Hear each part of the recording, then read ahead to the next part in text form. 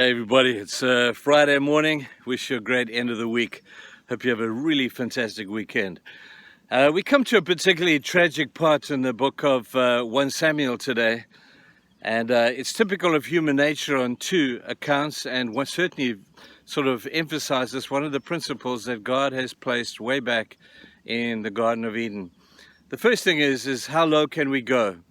You know, the children of Israel had messed up so badly, God had restored them so many times, and yet they still wanted to do things their own way. It culminated with a request that the people came to Samuel for, and they said to Samuel, Samuel, have you looked around? And you can see that the nations around us have all got something in common. They all have a king. And Samuel said, but you have a king. You just can't see him. His name is Jehovah. And they said, no, we know that. But you know what, Samuel? We really want to be like them. We want to be able to fit in with the crowd. We want to be able to have a physical king, someone who we can see, someone who we can speak to, someone we can touch. This took the breath of Samuel away. And he tried to remind them of all that God had done as their king. They would have nothing to do with it. They said, we want a king. Now imagine how God must have felt, saying that, okay, it's nice to have you there, God, but you're not good enough. We want you, but we also want something else. We want something physical too.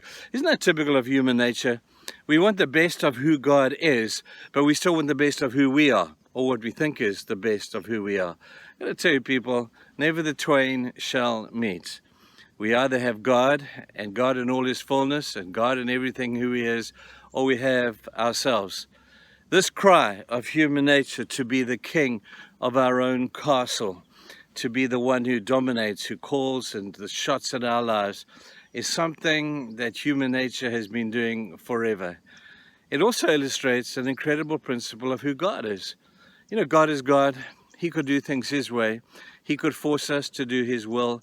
He could force us to be his slaves, and he could force himself to be our physical king and rule with a rod of iron. And yet he chooses not to.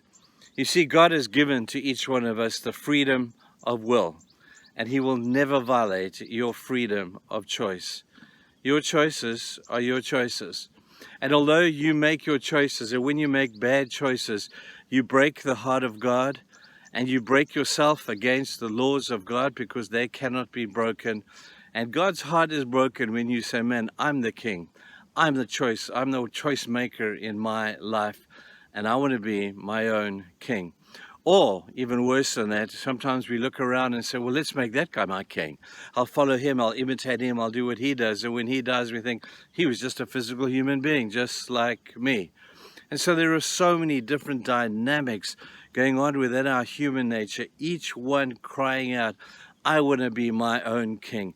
I want God, but I want him on my terms. I've got to tell people, as much as that is a universal cry of every one of us, it's not legitimate as it comes to the Word of God and what it means to follow God. I hope that you'll make him your king, that you'll listen to him, let him be the ruler of your life. Remember too, guys, God's never going to invade your private life, and he's going to never going to invade your freedom of choice. It's your choice. That's what Joshua said to the children of Israel after he had served his term as their leader. Remember, Joshua came to the children of Israel and he said, guys, you're faced with a choice today. You know, and he laid out the choice very clearly. He said, you've got a choice to choose which God you want to serve. The gods of the Amorites and the Hittites and the Hivites, who we have fought with throughout our time in taking over the promised land. You can serve the god of Baal and Ashtaroth. You can serve those gods because it's your choice as to what you want to serve and who you want to serve. And then he makes this beautiful declaration. But as for me and my household, we have chosen to serve the Lord. I've got to tell you, people, I've been around a little while now. And the greatest choice I ever made was the choice to serve God, to follow him.